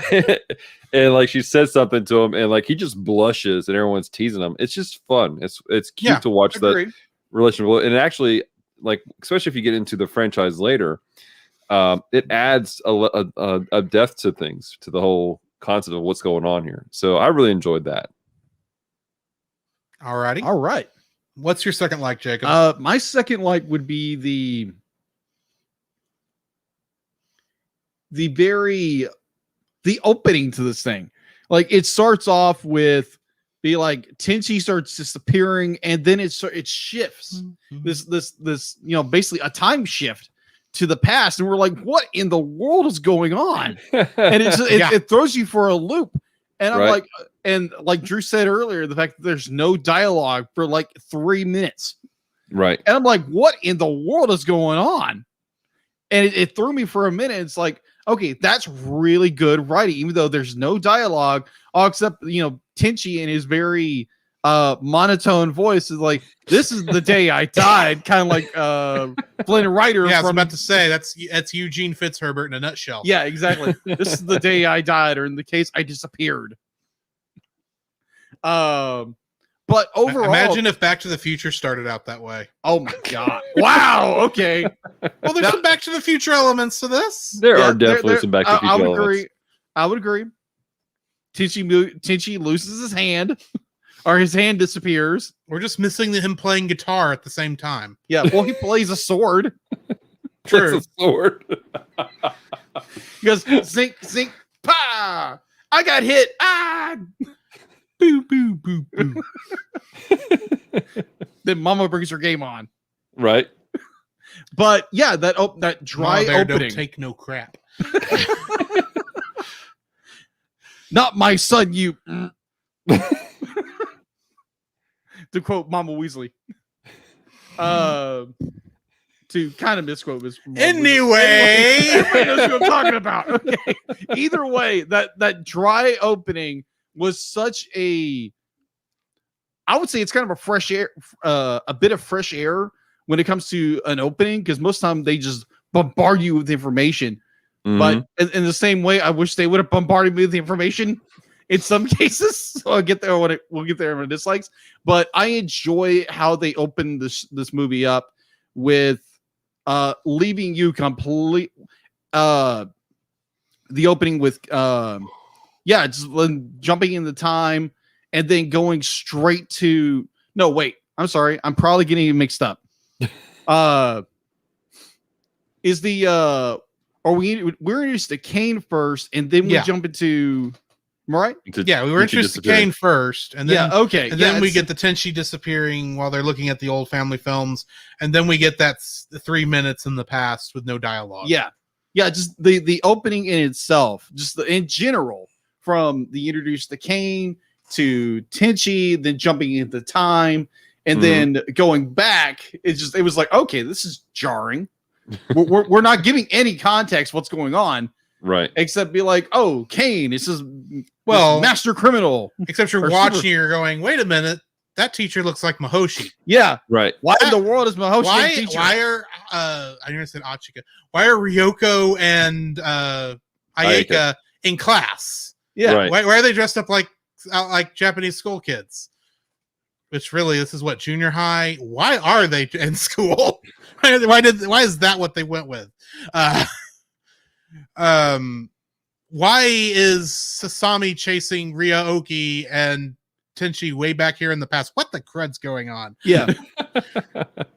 We don't even know why they're in the past. I was assuming we were getting alternate universe at this point. Yeah. Oh yeah, That's not what we were. That's not what we were getting. I'll get into more of that when I get to my likes. But go ahead, finish. All right. So yes, the dry, somewhat confusing opening that just throws you right into it, and like, hey, let's just roll with it. And it's a direction artistic wise, I thought it was a very good move.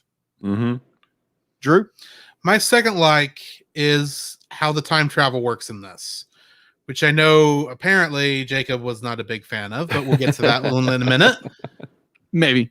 Oh, it's Maybe. not. You don't feel that bad about it. Maybe. We'll see. Yes. Anyway, I like the way the logic on this worked. Like I said, it does follow the Back to the Future-esque where because the timeline's changed, you've got a little bit of leeway to get everything fixed in time. Right. But it's not an immediate transfer. You do get that little bit of it's not destined to happen the way it happened in the past, so you've got to go back in there and fix it. It's a good way to tell a time travel story of this type. I like how I like Washu's time travel machine. It's very anime. It's very Washu. Let's be honest. Very Washu. It's very much. You look at it. It's like, yep, that's a machine, and I bet it's going to cause trouble. It reminded me of that it does that go ride 88 at miles the an hour. carnival that spins people against the walls. That's what it reminded me of. Oh, Tilt-A-Whirl. Yeah, Tilt-A-Whirl. That's it. Tilt-A-Whirl. Yeah, pretty much. I kept wondering at what point is Tenchi going to throw up? Because if there's going to be someone who does in this entire group, it's going to be him. Either him or Mahoshi, but Mahoshi's asleep. So Yeah. That is true. Can you imagine Mahoshi waking up in the past and having no idea wwhy she's there? Oh my gosh. That's a scene we missed. Yeah. That's all I'm saying. But yeah, I like the way it worked. I like the fact that is it Kiyome that's the other police officer? Yeah, Keone. I like the fact that for whatever reason, it's her that Washu keeps bringing to the future again to give messages to, which I'm going, why her, and why is it every time she's in the bathtub? I don't understand this. Because anime. Because it's anime. Because it's Japanese. Yeah, it's anime. It's funny. Let's be honest. It is funny, but why her specifically? I mean, I guess Mahoshi's not that fun. You don't want to anger the space pirate or the two princesses. Right. And once I said one of the princesses, you really don't want to do that too anyway. So yeah, no. She's a little young. Yeah, no, right. Sorry. Nope. Keone was really the most responsible person in that group, though. That is like, true. if you really think about it.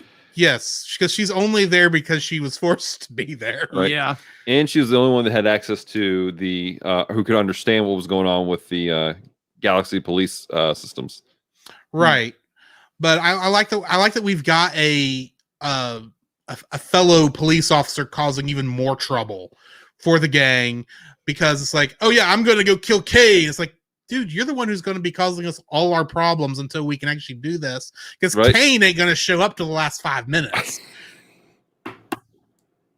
And I'm not wrong here, but I kind of knew that going into it, because it's very much trying, when is this going to happen? Because there's obviously only about a 5-minute window when you're going to be able to beat this guy. That's how these shows work. Exactly. That's kind of how it worked in that Star Trek episode, The City on the Edge of Forever. You got to time it just right, but but it's next to impossible to pinpoint it. So yeah, I like the way the time travel worked. I thought it was great. That's my second like. Anybody have any other additional likes they want to pump out before we jump into dislikes? I just want to echo how awesome it was to see Achika just go all out with the sword. Yes, Like I will agree with that. Mama's got skill. That was lit. Anywho, let's go ahead and jump into our dislikes. So, Dallas, I know you leaned heavily into the nostalgia on this one. There's probably not much you actually don't like, but try and dig and find something. I can definitely do that. And one of my dislikes was actually the fact that you don't have anything about Kane really throughout the majority of the film. Like they discuss him on the front end when he escapes. You're like, oh, this is a big deal. And then there's like zero conversation really about who he is, what he is, why he's so dangerous until that one point where Washi pulls in Kione. And then it's just a really brief thing and say, all right, so this is what's going to happen. And everyone's looking around for him. And like, I don't know, the way they played out that one other Galaxy police cop, like, he was not giving me Kane vibes. You know what I'm saying? I was like, this is not the big baddie. And then it was like the last 5 minutes. And it wasn't he wasn't a real presence in the series or in the movie. He wasn't a real threat throughout the most of it. I'm a big fan of Godzilla, the 2014 one. And I'm a fan of the fact you don't see Godzilla except for really for a little bit of screen time. Yeah. But they made him a force of nature. Like, you really feared, or you sensed how big he was throughout the entire thing. Whereas in this, Kane was just like a secondhand conversation. And now the story was told good about everything else, but it was like he was just like this awkward side note in the background of everything. So that was kind of one of my dislikes. I feel like they could have done more with Kane to make him more terrorizing, or at least have some more flashbacks, or have something where, there's something more direct taking place other than Tenchi randomly starting to phase out and they have to catch him upside down in a net every time for some reason. Oddly. Yeah, that almost looked like a copy paste of that effect every time they did it. It did. Because his arms and legs were in the same orientation every time. Very, very true. Jacob, your first dislike. My first dislike. And there it went. All right. My first dislike would be, why is this movie called Tenchi Muyo, the movie Tenchi Muyo in Love? Okay, it's to be fair, I have to say this is my first dislike also. Okay, so in that same way, this movie has so many different themes throughout it. It has love is not what Tenchi in Love is not one of them. Do with it.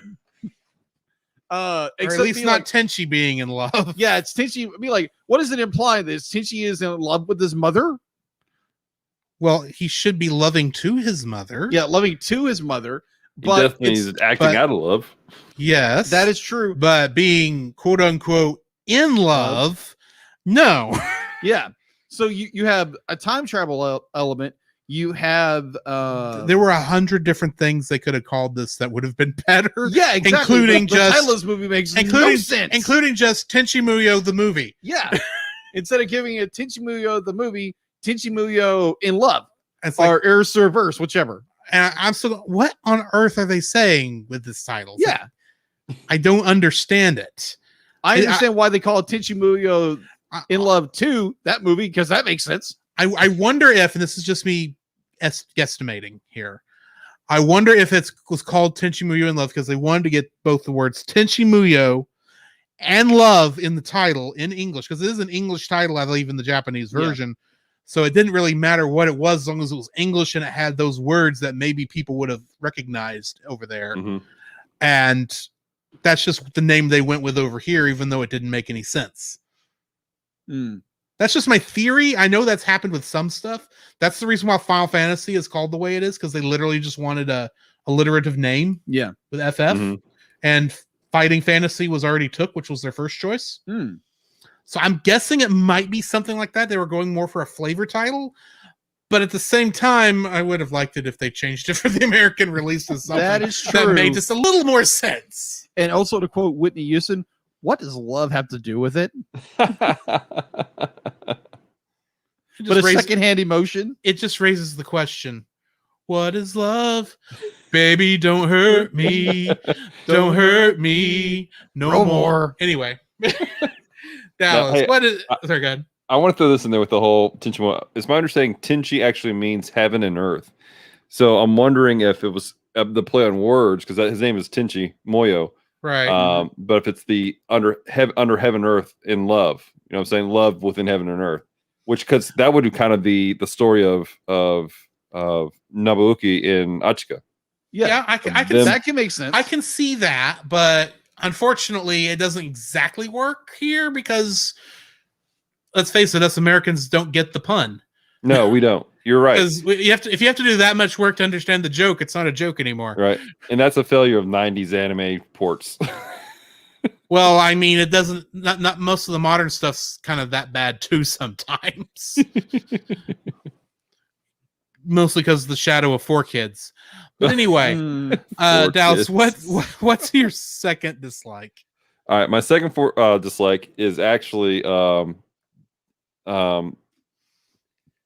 again, it's how I was introduced to the franchise. But I hate how it's such a hard start, and you have to know who's who. Like there's no introduction whatsoever between these characters. Now, I think like you said, Drew, eventually you get there and you go, okay, you're cool. Like within like the first 10 minutes, you have a working idea of who these characters are. But then all of a sudden you're like, why is Ryoko flying? How did that happen? Or like, what is this Jirai stuff? Oh, they have powers now. Okay, this is interesting. So now if you watch the franchise and then this plays really well into it, you're like, okay, cool. Everything's solid. But I really wish there was some sort of introduction. After I was cool with the opening scene, even like with the whole Kane escaping and Tenchi going, this is the day I realized I was going to die. And then all of a sudden there's all this stuff. But when you get back to it, let's have some exposition about who these characters are of some sort. So just kind of explain or drop some hints, other than the last 10 minutes of the film where you find out Ryoko was a space pirate. Yeah. See, this is a problem a lot of anime movies have that are tie-ins to shows. The Dragon Ball Z movies are just as bad. They assume you watch Dragon Ball and know who all of these side characters who only have a single line, who they are. And there's no explanation on any of this stuff. Exactly. Now I will say, just last week we reviewed My Hero Academia 2 Heroes. That had too much the other direction. It's like we don't need all the backstory for all these characters. In fact, you could cut about half these characters and it wouldn't have made a difference. Absolutely. But it's a fun film. It's a great film. My understanding is the second one's better. But it is. With this one, a little bit, we were only talking about 7 characters of our main cast. You could have explained it a little bit. I mean, you get some information about the whole Jirai family kind of midway through. But then you're wondering okay, well, who are all these girls and why are they hanging out with Tenchi? Like, at least give us a basis. Of why these ladies are running with Tenchi and his family. And this is another rant. Where the heck was Nobuki and Grandpa in the present day when crap hit the fan? I mean, they showed them, but they only had a barely there appearance. Like, I was in the beginning of the movie, when Tenchi's disappearing and Washu saves everybody, I'm like, where are they at? Those. Well, I mean, those two would still be around. It's just that they wouldn't be in the same. It's not like Tenchi where he would cease to exist permanently. Right. They would have still existed. They just would have been in different situations. Right. So I don't know. That caught me just now. It just popped in my head just now. No, I understand. Jacob, what is your second dislike? My second dislike would be because Dallas would be hit the head on the hammer with his, because it's just what in the world is going on? But yeah, I'll definitely go with some of the lip sync is off in this film. What the focus I'm going with is the train scene. Now, granted, the train scene is hilarious. Between you're going to help me out because I'm bad with names again. Ryoko and Ayaka. Ayaka. Yeah, that whole tension. The pirate and the princess. Yeah, the pirate and the princess. Thank you. I think that's a song. Pirate and the princess. I have to look that up. I was a pirate. She was a princess. This is a song. I know it is. I have to find it. I know there was something in the 2000s about a skateboarder. Anyway. He was a boy. Oh my gosh! Yes, Avril Lavigne. Can Avril I make Lavigne. it any more obvious? Yes, please. I'd like to know. Complicated. That's the song you're talking about. Was that the name of the song? I had Yes, no idea. Everything's so complicated. No, that's a different song because I know the Weird Al parody to that one. Oh, okay. Either way, the that scene, it's like where the two characters are like bickering at each other like they normally do, and because obviously how expression of the characters are, I would find it either there's a lot more dialogue there that we're not seeing, or it's they wrote the scene but didn't count for some of the lip flaps. So it's there again, it's a minor nitpick, and there's also the problem with the time travel paradox with you have Tenchi going back and trying to correct his own past, and his mother, who Tenchi later says that using her power shortened her life. So Tenchi, all the time, he went back in the past, and that's the reason his mother died, because she used her latent power to save his life. Or it's just it's like could so be complicated. It could be that there was another incident that the movie doesn't touch on. True. That would have caused her to tap into that power too. That is true. But what? Right. But why? Why would her tapping into her latent powers of her Jirai powers cause her life to be shortened? Because obviously she's only half Jirai. She's That is half true. her as human. They also said though, Tenchi's quarters. So right, but they also said in when the original Jirian King had helped to trap Kane in subspace, it killed him because it took all of his because within again, this is part of the whole, you gotta know the lore. The Jirai powers is the light is a life force, and so when for them to use their powers is to use their very life force. So in that regard, shouldn't Tenchi have kicked the bucket by season 1? Because he used some powers a lot. So there's an interesting conversation I've heard people have, that there's a theory that the more that the Jirai family actually mix with normal humans, there seems to be a stabilization of their abilities and almost a strengthening. So it's the Gohan paradox. Pretty much, because he's stronger. He's stronger than his dad because he's half human. Exactly. Like Achika was actually, from what I understand, was stronger than her father, who was full Jiraiyan. And so it's kind of that was a great example of Gohan.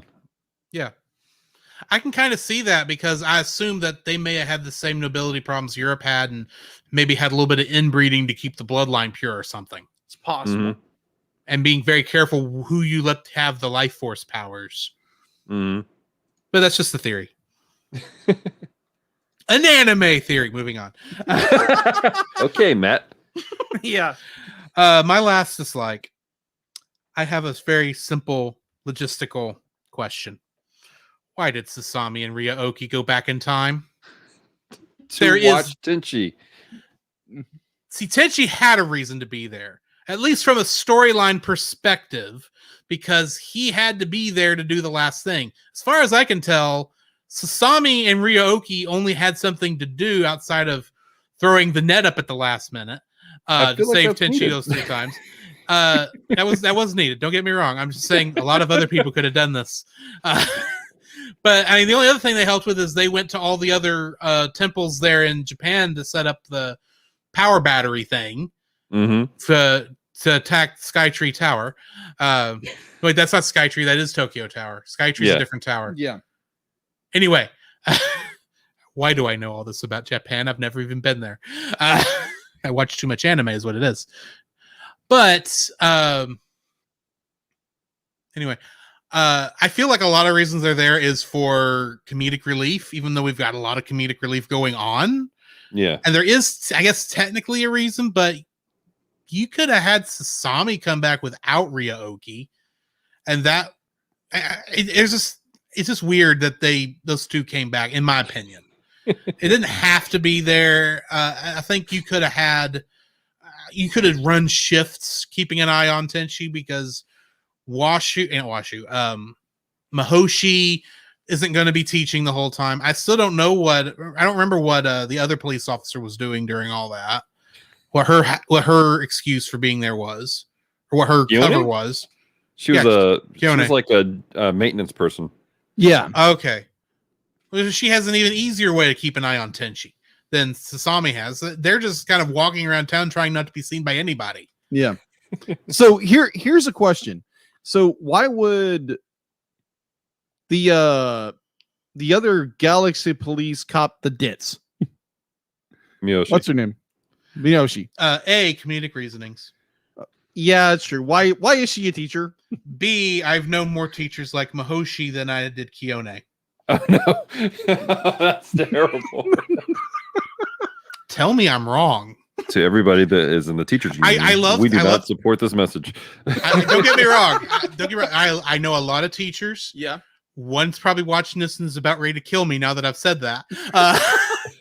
But I'm just saying there are some out there that are a little ditzy. That's all I'm saying. It's not everybody. I'll give you that. And just like I said, I know more like Mahoshi than I do Kiyone. And I can see Kiyone doing maintenance. I can see Kiyone wanting to do maintenance over being a teacher. Anyway, before I stick my foot farther up my mouth, I think that brings us to the end of our likes and dislikes. So we need to give our ratings. But Dallas, what is your rating on this on a scale of from 0.5 to 10? From 0.5 to 10, I'm going to give this a pretty solid 8, in my opinion. It's, for me, it's fantastic 90s animation. Like, I feel like this shows what the 90s could do. The dubbing throws me off, though. And if you've never seen Tenchi Muyo, it's a hard thing to jump into. Like I said, it's amazing that I fell in love with it when I did, because I've never seen anything with Tenchi Muyo in it. But I can see people struggling, going, "What the heck is happening here? Mm-hmm. Like, what is this little rabbit cat thing?" Hey, the Cabot is cute. Yeah, I love the Space Cabot. Probably best character. Never says a word, but probably best character. Ryoki helped me out with my kids ministry, man. That's all I'm saying. Okay. Hey, Jimmy Neutron is the voice of the Cabot. She had a role. Okay. Yeah. Meow, meow, meow, meow. Just put that into next. Someone also needs to edit Jimmy Neutron lines into Ryoki. That's all I'm saying. I have all these great ideas. No time to edit. Anyway, Jacob, what are your thoughts? What is your rating? I'm going to give it a 7.5. It's an enjoyable movie. Like Dallas said, there is, if you're not familiar with the Tenchi Muyo, Tenchi universe, what have you, you're going to be lost for a little bit. And it doesn't be like I said, be like you get into like who these characters are fairly, probably 10 minutes in, but within those 10 minutes, you are completely lost what's going on. Mm-hmm. And that's one of the main problems with it, because it doesn't really give you any context, or like you have to be a fan. Like most anime movies, you have to be a fan of you have to be a fan of the series, and if you just jump into it cold turkey, you're gonna be like, huh, what in the world? Mm-hmm. But I enjoyed it. Beautiful animation, definitely for the 90s anime. Really well done, executed very well. Gave you this nice little twist at the very end, thinking your main hero is going to be Tenchi, but nope, it's his mother. And she goes all hardcore on our main villain, and it takes him out. And the time travel is a little timey-wimey, but it's a great film. It's a fun little film. So yeah, I give it a 7.5. Nice Whovian reference, by the way. You're welcome. He picked it up from me. I watched Doctor Who. Come on. Dude, I'm just jacking with you. Anyway, I'm going to pull my brown coat. What? Fences are cool. Anyway, moving on. I'm gonna give this a 7.5. When I'm anime from the 90s, I'm kind of so used to dubs from this era that the fact that the dub is a little bit crunchy, that almost leads into the charm of it. I can see that. At least a little bit for me. I mean, it's not over 9,000, so there's that. But I mean, I enjoyed the show. I enjoyed the movie. There's just a couple of little nitpicky things here and there, but nothing really that's going to kill it. I think the main reason it goes all the way down to 7.5 for me is maybe I just don't have the lore knowledge I really need to really appreciate it, because I only watched about 5, maybe 6 episodes of Tenchi Universe before I got to this. So I had been introduced to every character except for Kione. Kione was the only character I didn't get introduced to yet. But I enjoyed what I saw of that. It's just I kind of still was going into this. I have no idea who half you people are. And plus, by the time I was in it, the dry powers hadn't even been introduced yet. So some of this is like, oh, well, that's interesting. I have no idea what's going on. But I love watching it anyway because it's fun. Yeah. And so, yeah, I'm going to give it a 7.5. Or so more be like it was, over 9,000. So it's I Love You 3,000. Maybe. I think I'm following the math. The bridge that he just took. I think you jumped about 5 tracks there with your train of thought. Yeah, maybe. Anyway, that's going to bring magic toll booth right there. Yeah, that's going to bring us to the end of this episode. Join us next time. What is the next episode? I think it's Rio, but I want to double check this. Where is my Google Sheets? Going down to Rio. I think that's what we decided on. Yes, we're doing Rio. I just looked at it. Okay, thank you. I'm still wanting to look myself. Thank you very much. You're welcome. So, join us next week as we look at our second ever Blue Sky Studio movie, and the first one since they were closed. We're going to be watching Rio, which is ironic because I do believe the birds that movie's based on are all extinct already. Call. That's a slightly depressing way to end this episode, but anyway. Wow, it got dark. I could be wrong on that too. That's what's sad. Join us next time for that.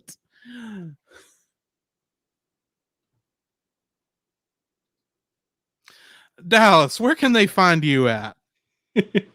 You can find me at geekdevotions.com. That's where my wife and I post up all of our YouTube videos for our ministry, Geek Devotions, which is the show from Devoted Geeks, are devoted to letting you know that you're loved. We take geek pop culture items like movies, video games, and comic books, and we use them to let people know they're loved. We do a weekly devotional using these things every Friday on YouTube. On Mondays on our Facebook page, we do a Bible study, which Drew's had the opportunity to jump in on with us every so often. And then we do what we call Play and Pray on Twitch right afterwards on Mondays, where we play video games. But our main thing is this. If somebody jumps in the stream and they just need to talk, maybe they need prayer. Maybe they just, they need to talk through some stuff for a minute. I will pause the game and go to the main screen and talk with those individuals, or my wife will, whoever's streaming that night.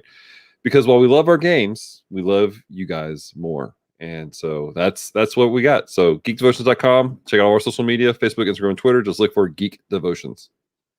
Awesome.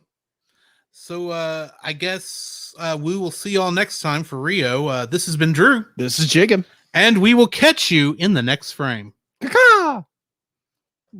Okay, and we can stop now. Sweet. Let's save this. That was good. Fun. That was a good episode. Yes, I don't know what I'm subtitling this one yet. Oh my gosh. I will find something, but I'm not sure what it is yet. I believe in you, sir. You and your magic powers. There we go. And let's see here. Road. Mama brought her game face on. That's a tempting one, actually. I need to Mama, set up. brother. I need to set up for the raid. Wade. Raid. Yeah, We do. Wade. We do every Tuesday night where we raid retro. Yeah. Probably he's in the middle of a chair stream because that's usually how this works. Yeah. Right. True. He's Oh right. nope, there's the Womp Princess Oh, Roll, wrist rest. with a. Oh, she's got a pig. A pig. Pig? Well, like calculus. yes. Oh, okay. She's got a pig puppet. I dig it. I'll have to see what that is here in just a second, but I need to actually go into the dashboard before I do that. I was just making sure he was going. Let me get logged in myself before you do that. But No worries. that can be an extra number. It might be just two, the three of us, because I think only other one we got is Josh, who he talked in this. I just never had a chance to bring up anything he said. Yeah. Sorry, dude. Oh my But God. yes, the song I was thinking of was Skater Boy. Yeah, Skater. Yeah, that's right. It is Skater Boy. I just never got to the chorus. I just got the songs mixed up. Be like, I love that first album. Second album was good too. Right. Just All be right, glad I good. didn't actually mention the Weird Al song that I know is based off Complicated, Mm-hmm. Oh yeah. Constipated. Yes, that song. Oh, too funny. All right. All right. Trying to find. Is this you? Should be Cellcast Gaming, and you should see yourself. No, I'm talking about your email address. Which one? It says George in it. Yeah, Gargling George at Gmail. Send it to that one. All right. I don't know if you want that broadcasted over the airwaves. I didn't even think about it. That's what's sad. I'm trying to protect you, man. Don't worry. That's my semi. I don't care who has it email. Okay.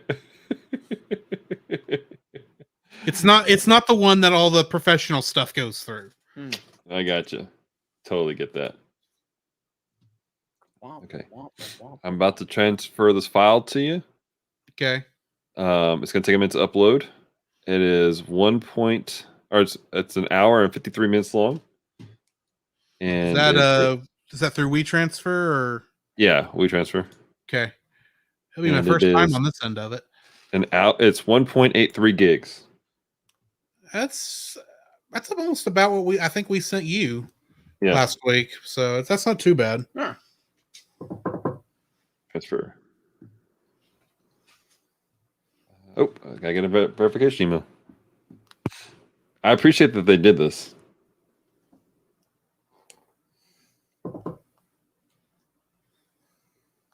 Oh my gosh, we actually get done before 10.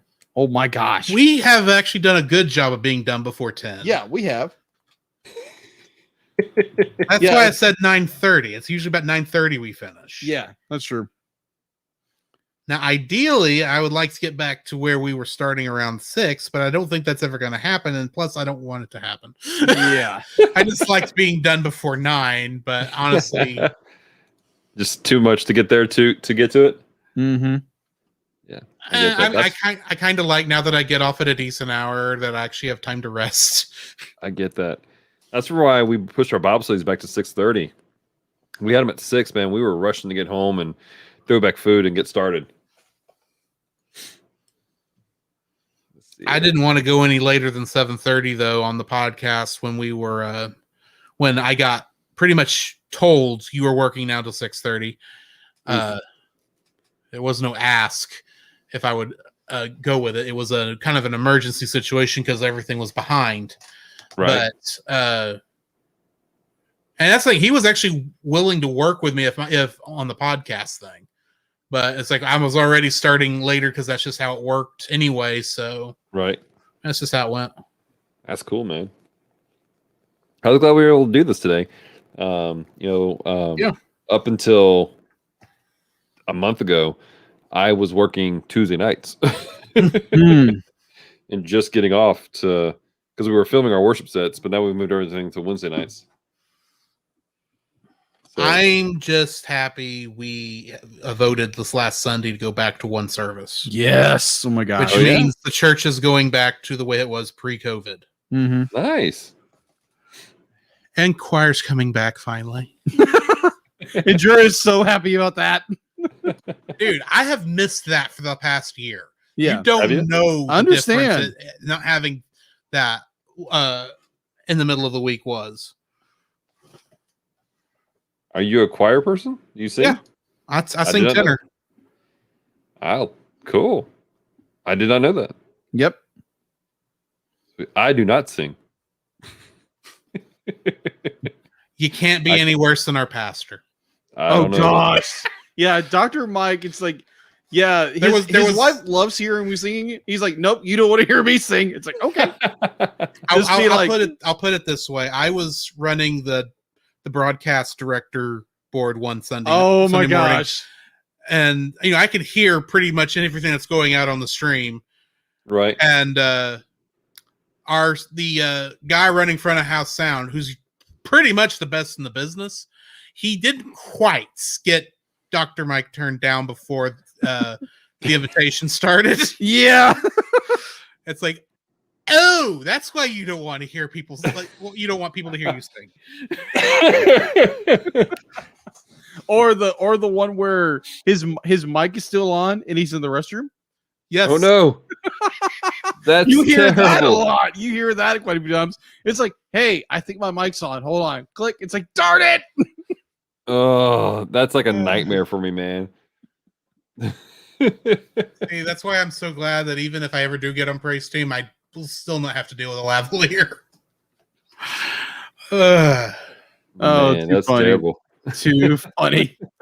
Because I've heard it once where I was up in the booth once running camera, and you hear it, and it's like, his mic's still on. Someone get a hold of Dr. Mike. That's back when camera 3 was upstairs, wasn't it? Yeah. Or in the No. You controlled. No, you can hear it in the auditorium. You can Oh hear my it in the gosh. sanctuary. You can hear Dr. Mike talking. It's like, oh my gosh, get him now. Which I have bathroom is one. he at? I have Thankfully, one. now he doesn't put the lavalier on until after he's done with baptisms. True. Go ahead. I have one better or worse for you. I'm not really sure how to call it. I did a wedding once. I filmed it, and I was also in charge of getting it set up to stream over Facebook. And I had put a lav on the Jonathan Joyce's bathroom mic. But I'd put the lav on the groom. And so they did their thing, and they kissed the bride. They walked out, and they went around the corner to the room we have for them set up. Mm-hmm. And I told home, dude, turn off your pack after the kiss, and he did not. And also my headphones, I hear them talking like a married couple. And I was like, kill stream. Kill strip now. Oh my! It's like, hey, baby, come here. Whoa, wait a minute. Let's get it on. Anyway, are we ready to raid? Yeah, I think we're ready to raid. Let's raid it. All right. Thanks for joining us, Dallas. It was a good time. I hope we can get you back on soon. Yeah. Absolutely, man. This was fun. All right. I'm going to go ahead and raid retro, so I'll see y'all over there. All right. Sounds good, man. Laters. Bye. Behave. Of course, I can't actually cancel the StreamYard till after the raid goes through. Oh, fun. Okay. Now we're done. Now jump over here and hit that button. There we go. And then that